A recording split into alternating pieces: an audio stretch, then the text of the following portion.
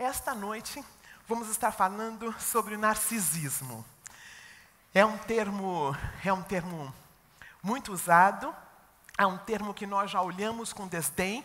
Quando nós pensamos em narcisismo, nós já pensamos naquela pessoa que se acha, nós já pensamos naquela pessoa que não cresceu, que continua sendo majestade o bebê, sua majestade o bebê. O conceito do narcisismo se estabelece a partir da psicanálise como a ideia de um sujeito que admira exacerbadamente sua própria imagem e nutre uma paixão por si mesmo.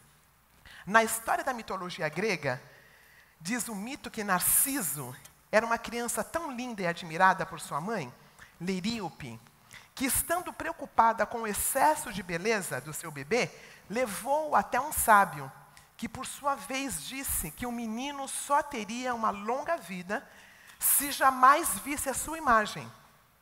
E durante muito tempo, esse fato conseguiu ser guardado. Porém, Narciso acabou vendo sua própria imagem em um lago de águas límpidas e se apaixonou pelo seu reflexo.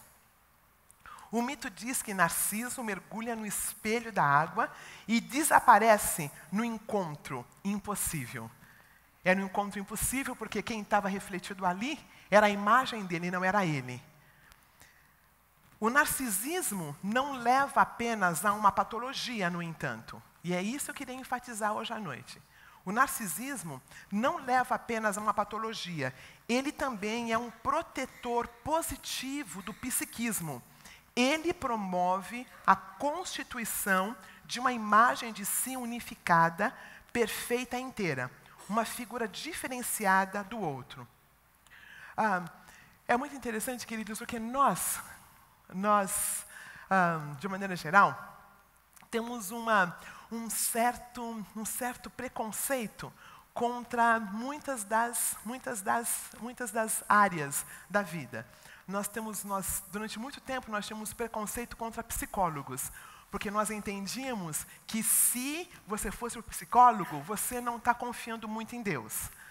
Nós também tínhamos um grande preconceito quanto à medicação, quanto à psiquiatra. Você não pode ir para psicólogo, para psiquiatra muito menos, né? Porque a gente achava que não está confiando em Deus e tomando medicação. E nós também temos uma grande tendência de termos um preconceito contra a psicanálise, contra alguma coisa que foi colocado em nós como sendo algo errado. Mas se tem uma coisa que o Celebrando tem feito, é desmistificado essas crenças. Porque nós, celebrantes, entendemos que existe um mundo de Deus. E esse mundo de Deus está em todas as áreas. Está dentro da biologia, está dentro da geologia, está dentro da psicanálise, está dentro da biologia. Tem coisa estranha dentro da geologia, tem coisa estranha dentro da psicanálise, tem coisa estranha dentro da teologia. Né? Não existe uma linha mestra, e esta só é a única que Deus usa.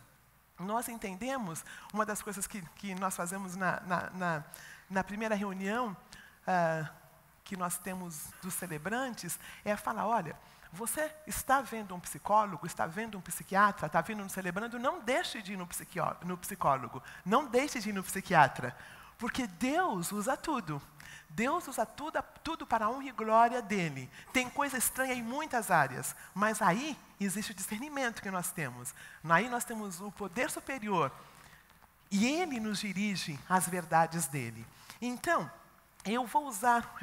É muito interessante, porque eu, dentro da minha religiosidade, uma das minhas áreas de cooperação é religiosidade.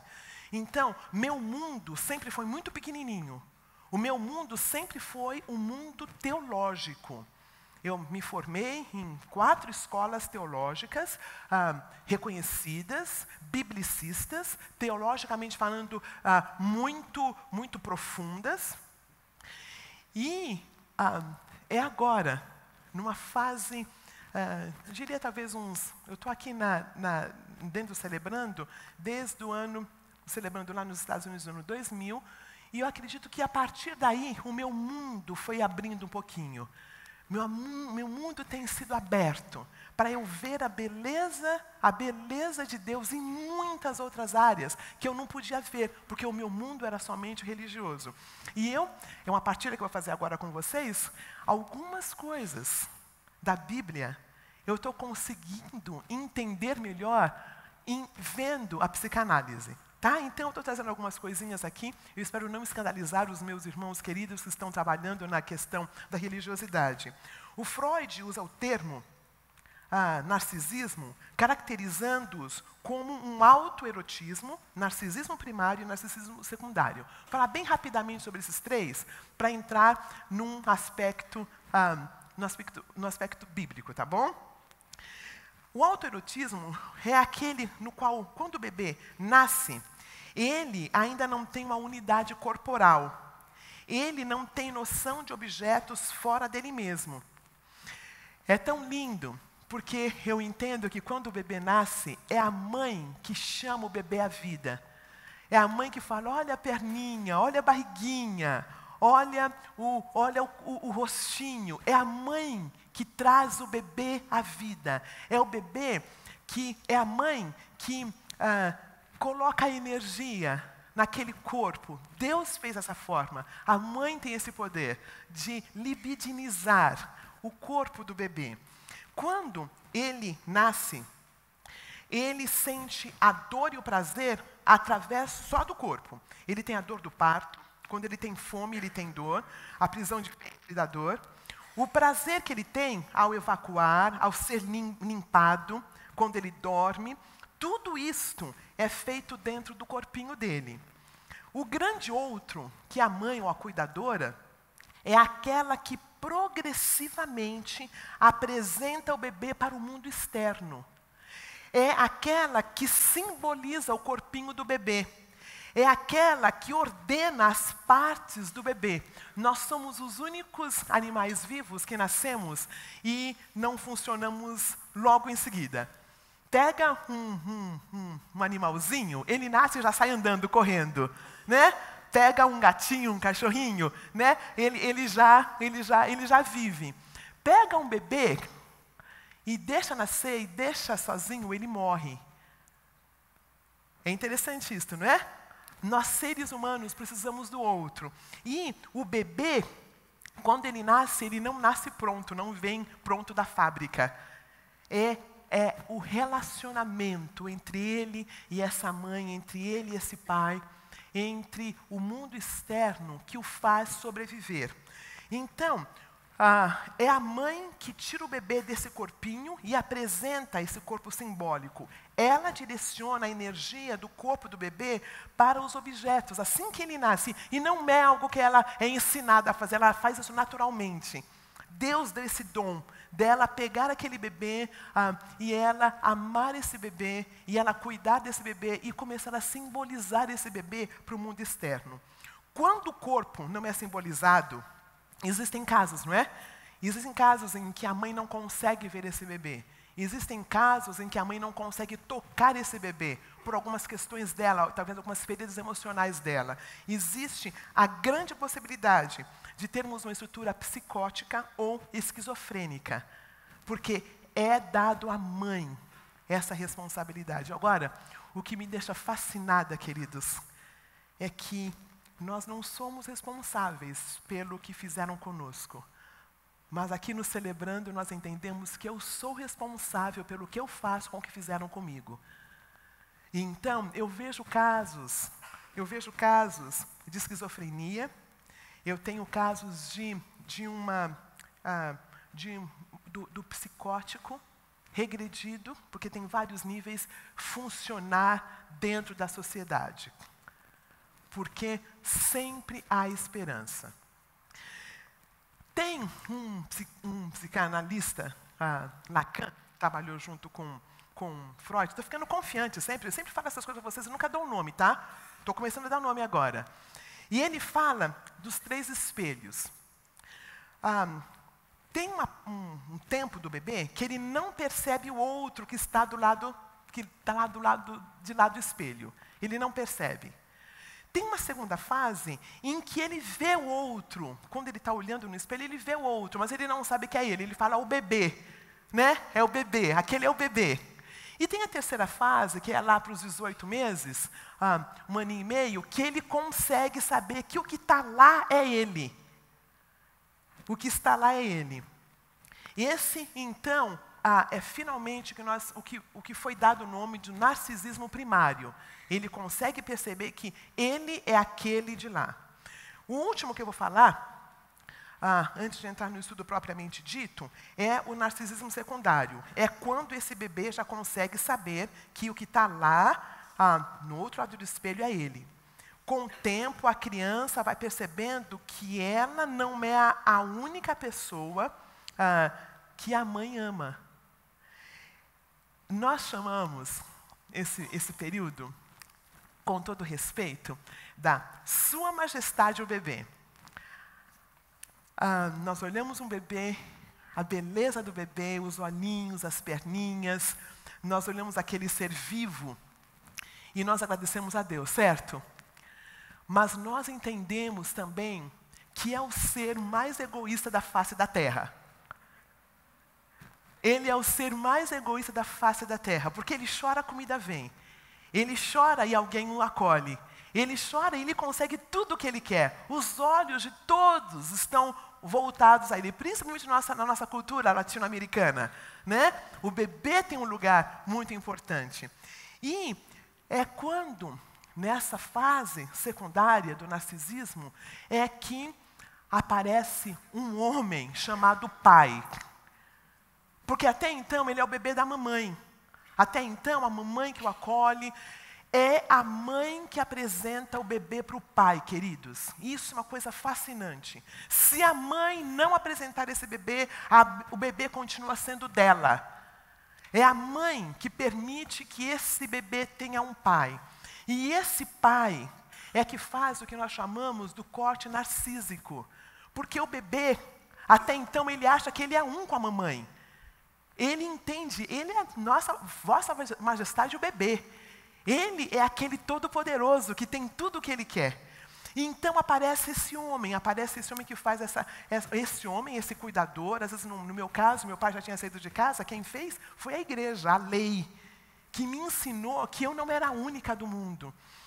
Eu queria fazer um comentário aqui para nós levarmos para casa. Pai, o teu filho precisa de você, mais do que você imagina. Porque a identidade do filho, quem dá não é a mãe, é o pai. Porque a mãe já está uma com esse bebê. Ele sabe que ele tem a aceitação desse bebê. Ele precisa da aceitação desse homem. Ele precisa da aceitação desse pai. Muitas de nós somos divorciadas.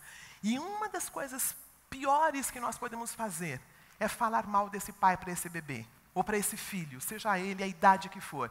Porque o filho precisa da imagem desse pai. Ele cresce e ele vai descobrir as dificuldades do pai. Nós, mãe, não precisamos falar do nosso marido. Porque, veja, são duas pessoas diferentes. O nosso marido é uma coisa. O pai dos nossos filhos é outra coisa. Às vezes não foi um bom marido, mas é um bom pai. Às vezes é os dois, né? Não é um bom marido, mas é um bom pai. Mas não, isso é questão de Deus. Né? E Deus vai cuidar desse filho. Então, uma das coisas tão preciosas, queridos, nós o celebrando, discussão entre nós e o nosso marido é dentro de um lugar íntimo. Não precisa os nossos filhos verem essas discussões, essas diferenças, porque este homem, este pai, foi quem Deus escolheu para dar identidade, para dizer quem é. E nós, mães, ficamos com medo, né? Das brincadeiras de pai com filho, de pai com filha. Né? É muito bom, deixa brincar, deixa desenvolver. Pai, você separou da sua esposa? Você separou da sua esposa e não do seu filho. Bate palmas. Quando você se separou, pai querido, você separou da sua esposa. O filho e a filha continua sendo sua. Banque esse filho. Banque essa filha. Por melhor que seja a mãe, ele precisa dessa figura. Então, basicamente falei sobre o autoerotismo, quando a criança ela não entende que tem gente fora, ela satisfaz no corpinho dela. Tem essa mãe que vai trazendo o narcisismo primário, tocando, dando noção do corpinho dela. Aos 18 meses ela entende que ela é a da foto. Né, que ela olha a foto e fala assim, né? Ah, Paulinho, não é mais o bebê, é o Paulinho que está aqui. Né? Vai entendendo. O papel do homem, o papel do pai, o papel, se não é o pai, é o tio, é o pastor, de trazer essa criança para fora. Eu queria falar um pouquinho sobre exemplos de um narcisismo exacerbado. Veja, chegou essa figura que fez a castração. O menino entendeu que aquela mãe que ele tanto ama, quem dorme na cama com aquela mãe é o marido dela. O menino, ele quer dormir na cama com a mamãe. A menina também quer dormir, mas num lar saudável.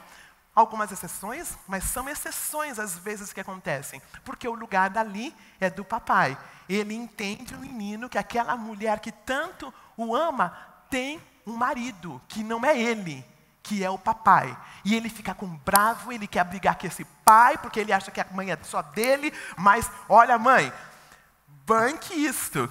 Mamãe te ama, mas mamãe é casada com o papai. Sabe qual é a maior responsabilidade nossa, como mulher? Quando o nosso filho nasce, nós ficamos plenas. A grande responsabilidade nossa é, depois de sermos mães, continuarmos sendo esposas. Que muitas de nós esquecemos que a gente é esposa. Só fica mãe.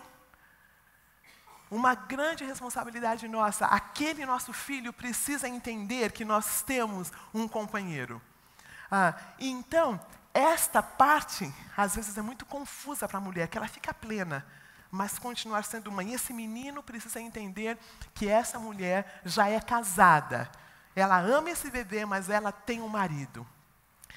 Quando ocorre essa castração, quando essa castração é falha, sabe aquela mãe que não permite, né, que ela é toda poderosa e não pode brigar com o menino, o pai não pode falar nada com o menino, que ela fala, mas olha, você...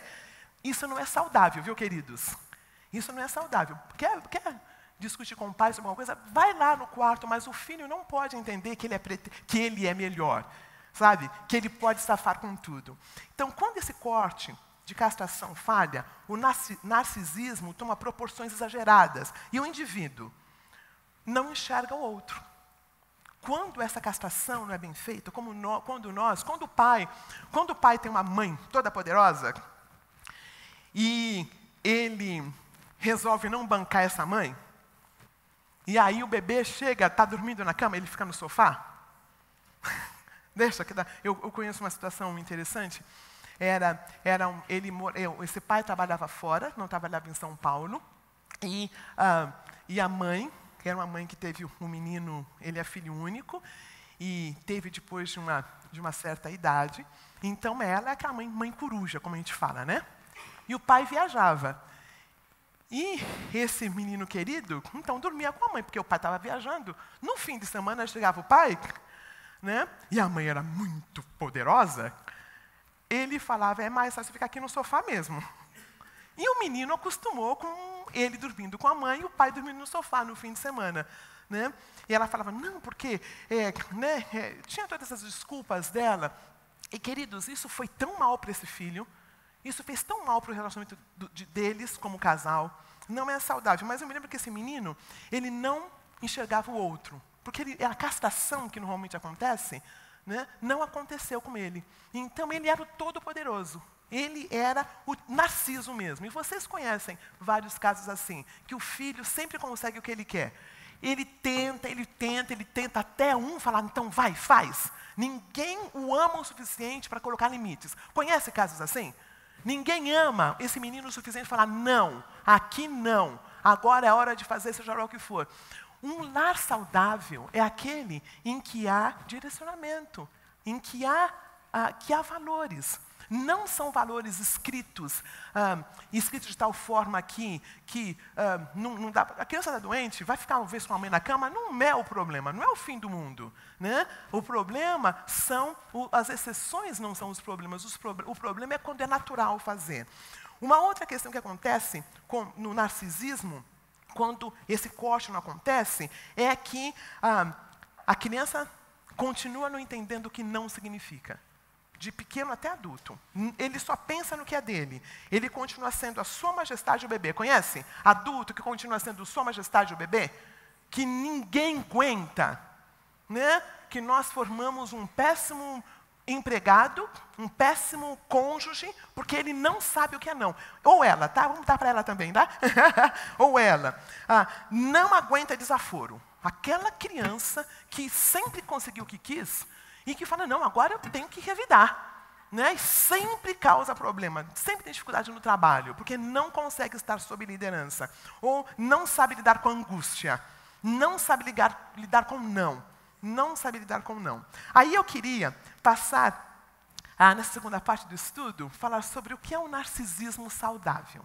Falei o que não é saudável, quando é voltado nele. O que é exemplo de narcisismo saudável? Uma pessoa que sabe quem ela é, uma pessoa que pensa de um jeito saudável, primeira coisa, nosso processo de termos uma agenda que seja equilibrada. O TCC, a terapia cognitiva comportamental, preconiza 5 áreas da nossa vida. A vida afetiva, a vida do nosso cônjuge, pessoas com quem nós temos. Preconiza a vida familiar, nossos sogros, nossos pais, nossos irmãos. Preconiza a saúde, a vida sociointelectual, a vida profissional. Muitas vezes nós confundimos a vida afetiva com a vida familiar. No consultório, muitas vezes, a pessoa chega e a vida afetiva é feita com a família toda. Todo fim de semana na casa da sogra, todo fim de semana. Os filhos só passam o fim de semana todo na casa da sogra. Ou então na casa da mãe dela, sabe? O pobre do marido tem que ficar na casa da mãe dela o fim de semana todo, sabe? Sábado, domingo, sabe? Olha, queridos, não tem certo ou errado. Só que eu percebo que quando o casal não forma vínculo dele com ela e dela com ele, e sempre é tudo feito em família o tempo todo, existe uma disfuncionalidade. Existe uma disfuncionalidade. E principalmente na América Latina, né, que a mãe não solta o filho, né, e a filha não solta a mãe. Né, e a gente usa a Bíblia como exemplo, né, porque tem que fazer assim. Então, cultivar, queridos, um relacionamento saudável com o nosso cônjuge e com a nossa família também. Mas quando é desequilibrado, causa problemas no relacionamento. A questão da saúde. Nós como celebrantes, como é que nós estamos andando na nossa recuperação? Qual foi a última vez que nós fomos ao médico? Qual foi a última vez que nós cuidamos da nossa parte de saúde? Não existe recuperação que não passe pelo corpo, queridos. Muitas vezes a gente acha que recuperação, né, o poder superior é a Bíblia, a oração, e é importante. Mas como que nós estamos cuidando da nossa dieta? Não é só questão de como estamos nos aparentando. É questão de quando a gente cresce em todas as áreas. A saúde. A outra parte que eu acho importante é a vida social, a vida intelectual. Gente, durante muito tempo, os cristãos eram homens muito bem informados.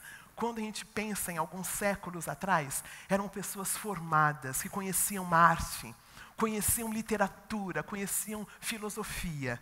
Aí teve uma época, Idade das Trevas, que pegaram todos os livros e jogaram tudo fora e ficou só a Bíblia.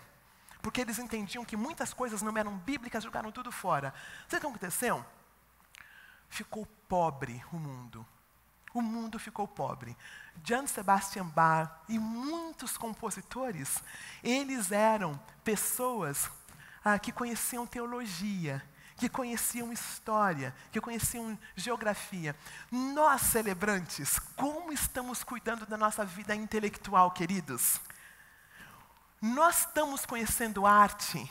Nós vamos ter, ainda esse ano, uma quarta super com arte. Nós temos pessoas aqui que cantam músicas líricas, nós temos pessoas aqui que tocam violino, tocam viola. Como que nós estamos? Nós conhecemos só um tipo de música e nós achamos que só tem que ser aquela música, ou o nosso mundo está aberto.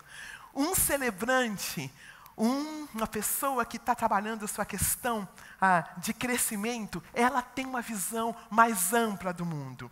Outra coisa que eu acho importante, como que estamos na nossa vida profissional? Estamos trabalhando? Estamos melhorando na nossa área? Faz sentido, queridos?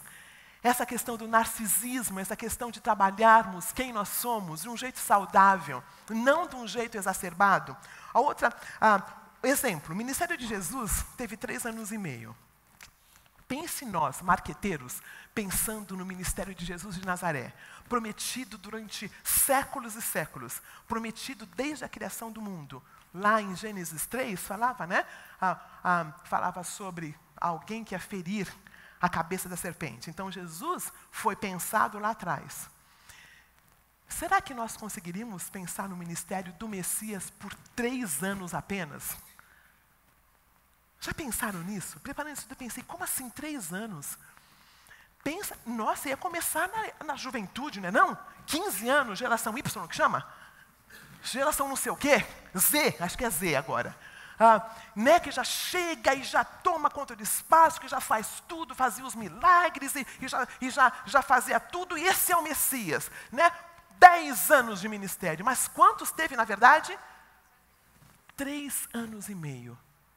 3 anos e meio de ministério de tempo integral, pastor Carlos. 3 anos e meio. Olha que tremendo, que interessante. Deus o Pai fez com que o Messias viesse para ter um tempo integral de 3 anos e meio. Sabe o que ele fez quando era adolescente, na minha opinião? Jogou bola, fazia as coisas que os meninos faziam.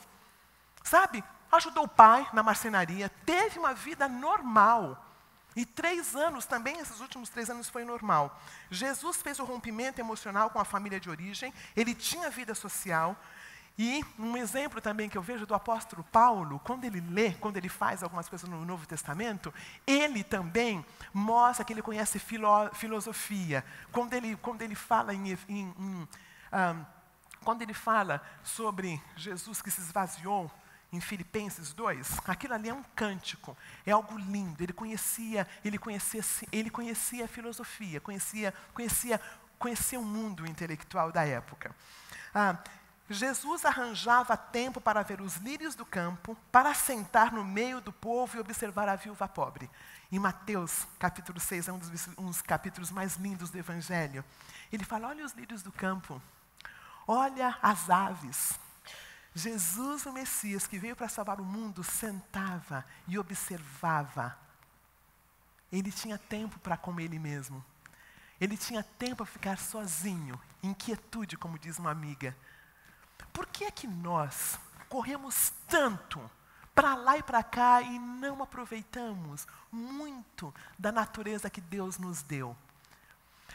Um narcisismo saudável é aquele que cuida da agenda, que tem tempo de ir na igreja, sim, mas tem tempo de fazer outras coisas, como família. Tem tempo de apreciar. Eu sempre achei, queridos, como uma boa religiosa, que aqui era só correria mesmo, que a gente ia ter o céu só depois, entendeu? Então, minha vida era bem assim, corrida, fazendo... A minha área de recuperação ainda é o ativismo. Mas eu estou entendendo que a vida cristã já começou. A vida plena já começou. Não é perfeita, mas já começou. Podemos apreciar a beleza. Podemos sentar e refletir nas questões. Podemos fazer isto. Jesus é um exemplo muito bom desse narcisismo sadio. Jesus, Criador dos céus e da terra, que veio para salvar o mundo, tinha tempo de sentar e observar as aves, os lírios do campo. Segundo exemplo, segundo ponto, é uma pessoa que está trabalhando o seu narcisismo de maneira saudável, ela aprende a discernir o que é público, o que é privado e o que é íntimo, nos diferentes níveis de amizade. Jesus chamou 70 para evangelização. Lembra quando ele chamou 70? Depois ele chamou mais 12. Depois ele caminhou com 3. E depois ele tinha um amigo mais íntimo, que era nós confundimos tudo. O íntimo passa a ser público, que a gente posta no Facebook. Tem coisas que são nossas. Tem coisas que são nossas. Nós merecemos ter um tempo íntimo nosso, mas a gente posta tudo. Mistura o que é íntimo, o que é privado, o que é público, porque a gente quer que todo mundo saiba.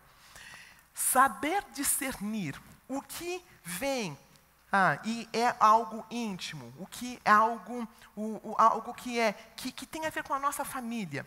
Eu diria assim, que o que é íntimo diz respeito a nós, é o nosso padrinho. Tá? O que é privado tem a ver com a nossa família, nossa prestação de contas e coisas assim. E o que é público, sim. Tá? Mas saber discernir isto.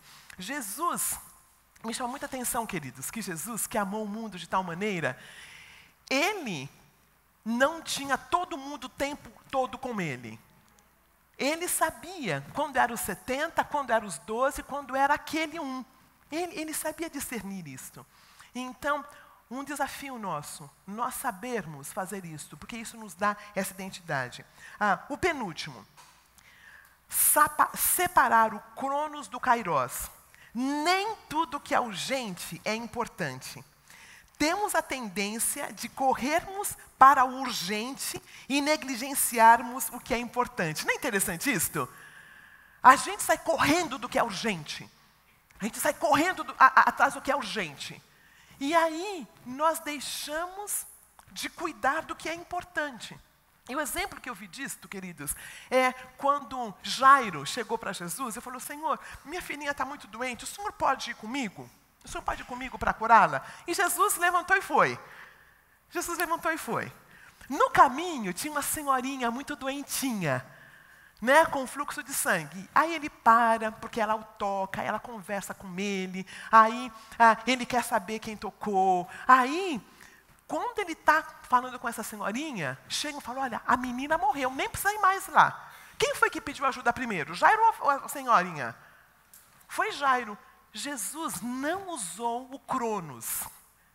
Jesus não usou o Cronos, ele usou o Kairos. Tem algumas situações que eu percebo que gente grande usa, que eu acho muito joia. Sabe, às vezes eu fico olhando o pastor Carlos, a experiência de vida dele, jeito mais tranquilo de andar, pergunta e, sabe, tem um tempo para pensar, para maturar. Essa questão vem com vida, experiência de vida.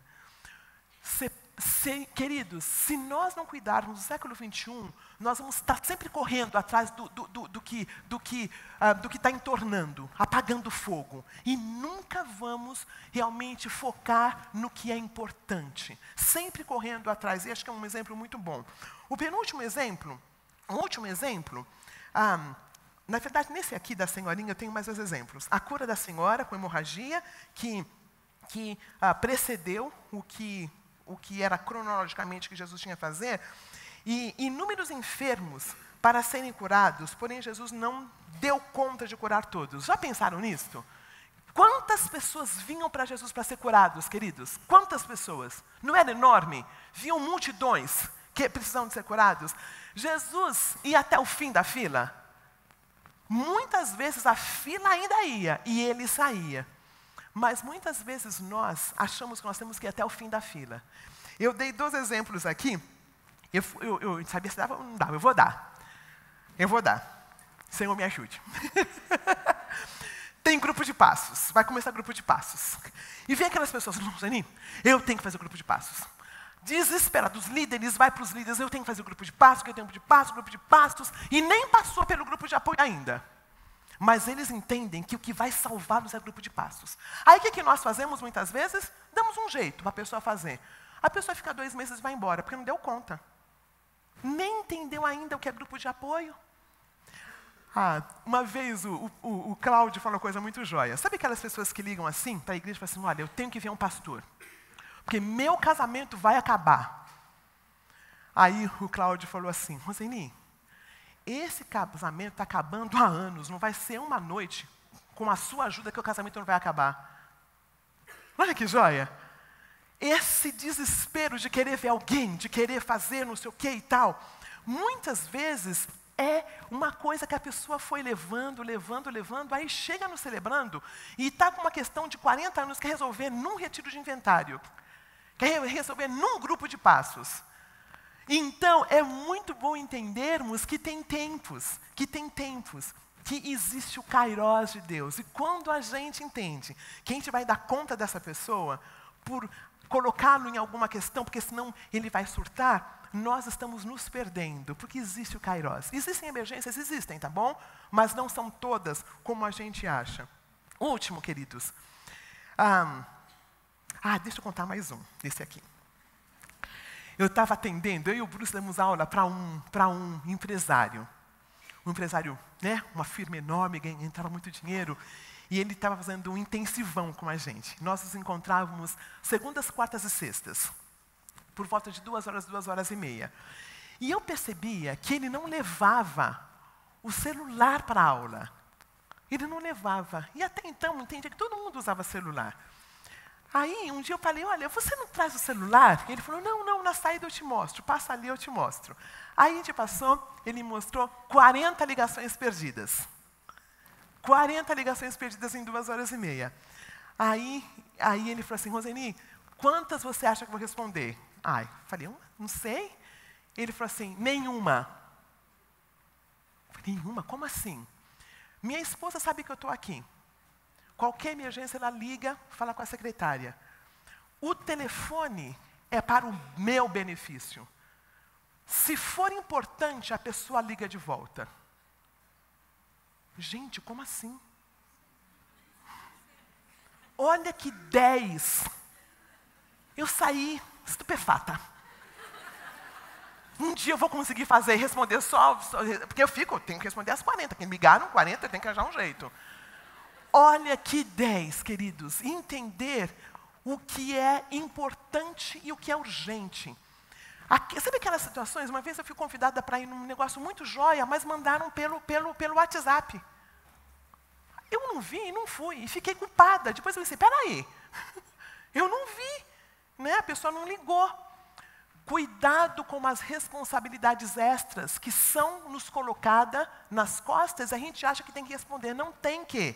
Não tem que, porque se é importante a pessoa vem. Nós temos uma vida, não dá para estar em 10 grupos de WhatsApp e responder todas as perguntas. Perguntas não, para todos os eventos. Né? Então, acho que eu partilhei. Último. Saber lidar com o desconforto quando na estratégia de enfrentamento. Lembra-se, nós temos uma crença. Nós temos uma crença e nós temos pensamentos automáticos baseados na crença que a gente tem. Se a minha crença é ninguém gosta de mim, então o que eu uso como uma estratégia compensatória? Eu quero sempre estar à disposição dessa pessoa. Eu quero sempre fazer alguma coisa porque a minha crença é essa. Então, por exemplo, quando eu tenho a ideia de que realmente eu não sou gostável, as pessoas não gostam de mim, então eu tenho a minha estratégia de sempre estar disponível. Aí, a pessoa pede para fazer uma coisa que eu não tenho como. Qual é a estratégia de enfrentamento? É a verdade. Fala, olha, eu não posso fazer tal coisa, mas eu não dou conta de falar que eu não posso. Eu me mato, me rebento para fazer, para que a crença não aconteça. Né? Então, esse ponto aqui é saber lidar com o desconforto. Não, Roseni, eu não posso. Eu não posso estar nesse aniversário teu. Mas eu só convidei 6 pessoas. E você não pode, não. Eu tinha outro compromisso. Entendeu? O desconforto, a princípio, que causa. Eu vou falar para a Roseni que eu não vou no aniversário dela. Ela só convidou 6 pessoas. E eu não vou poder ir. Saber lidar com o desconforto quando não é estratégia de enfrentamento. Conhecereis a verdade vos libertará. Sabe quando você tá calor e você quer só aquele golinho, mas você é dependente químico? E você vai ter que ficar naquele calor sem aquele golinho daquele negócio gostoso, sabe? Tal. Que tem gente aqui que eu não posso falar, que é a linguagem gráfica. Sabe quando você sabe, recebeu um WhatsApp de um amigo lá e colocou um negócio assim meio pornográfico e você quer dar uma segunda. Nem sei porque você está com ele no seu grupo, mas tudo bem. Não sei porque você está nesse grupo, mas tudo bem. Você viu e você quer ver de novo? E você fala, não, eu vou apagar essa mensagem. É isso que eu estou falando, lidar com uma estratégia de enfrentamento. Sabe quando você é dependente emocional? E você quer saber como o seu grande outro está, que você já faz uma semana que você está conseguindo ficar firme, está conseguindo não ligar. Aí você fala assim, mas olha, agora, mas o tio faleceu, eu tenho que ligar. O tio que você nem conhece. E você pensa, não, vou dar uma ligadinha, porque eu sou irmã, sou cristã, do meu grupo de apoio. E você consegue não ligar? Estratégia de enfrentamento. Eu tinha mais um exemplo aqui, sabe? Eu me lembro de uma pessoa que falou muito interessante, falou assim, olha, eu fico bem, mas me dê um coice, eu só consigo ficar bem se eu der outro coice. Aí eu fico bem. Aí você tenta não dar aquele coice. Sabe? Estratégia de enfrentamento. Então, eu estou falando saber lidar com o desconforto quando na estratégia de enfrentamento. Isto é saudável. Isto tem a ver com um narcisismo saudável. Eu queria terminar falando de um termo que eu aprendi há pouco tempo, chama egosintonia. Egosintonia não é egoísmo, é sintonia com quem eu sou. É sintonia com, não, nesse momento eu vou desligar a mídia social e eu vou ter um tempo comigo mesma. Eu não vou levar o meu celular. Esta refeição é muito importante para mim. Eu não vou colocar o celular sequer na mesa. Não, este momento é um momento entre eu e a minha esposa. Eu e a minha esposa vamos deixar o bebê com aí sim, a sogra. É só uma vezinha. Porque nós vamos ter um tempo nosso. Porque muitos de nós não conseguimos. O bebê, o filho, ele é o centro de tudo. Quando o bebê se forma e se casa, se é que a gente deixa ele casar, a gente não tem mais marido, porque a gente perdeu o marido, e o marido perdeu a esposa, porque foi tudo em função do Vossa Majestade, o bebê. Então, quando nós entendemos a egosintonia, e nós podemos bancar, 20 ligaram, mas eu não posso responder essas ligações, se é importante eles me ligam. Queridos, isto é o narcisismo saudável. Isto é crescer, é amadurecer. Queria que nós lêssemos juntos a Romanos, capítulo 12, versículo 3. Vamos ler juntos? Porque pela graça que me é dada, digo a cada um dentre vós que não pense de si mesmo além do que convém. Antes pense com moderação, conforme a medida da fé que Deus repartiu a cada um. Pense com moderação. Não é para pensar nem a mais, mas nem a menos. E eu queria que nós lêssemos o último texto, por favor. Está em Salmo. Salmo 8, 5 a 9. Vamos ler.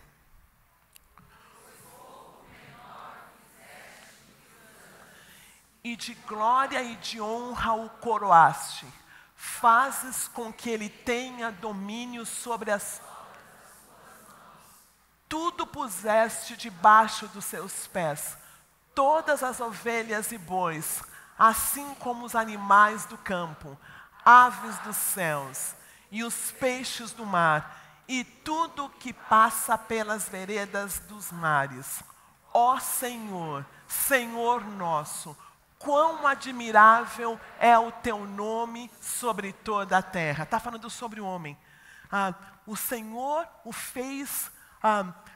pouco menor o fizeste que os anjos, e de glória e de honra o coroaste. Este é o homem. No 7º dia, de honra e de glória o coroaste. Fazes com que ele tenha domínio sobre as tuas obras, das tuas mãos. Tudo puseste debaixo dos seus, todas as ovelhas e bois, assim como os animais do campo, as aves dos céus e os peixes do mar, e tudo que tudo que passa pelas veredas dos mares. Sim, queridos, nós somos pecadores, nós somos todos trabalhando nossa recuperação, mas há dignidade dentro de cada um de nós. A dignidade, a beleza dentro de cada um de nós, independente da nossa área de recuperação. Nós podemos falar não quando necessário. Nós podemos fazer algumas coisas que nós não fazíamos antes. A pergunta que nós vamos levar para os nossos grupos hoje é... Eu trouxe uma colinha. É assim, nós temos os narcisistas que se acham que são aqueles que passaram correndo pela castração, né? Que são todos poderosos, que continuam sendo majestade o bebê. E nós temos os codependentes, que são aqueles que acham, mas eu sou o pó da terra. Tem um negócio mais feio que eu não vou falar. Mas você sabe o que é? Eu não tenho valor, eu sou depravado, eu sou... Qual dos dois? Porque nem esse está certo, nem esse está certo. Que tipo de narcisismo você carrega? O de se achar ou de você não se achar? O primeiro versículo é pensar de um jeito moderado sobre nós, nem a mais nem a menos, podendo viver um dia de cada vez a maneira como o Senhor nos dirige.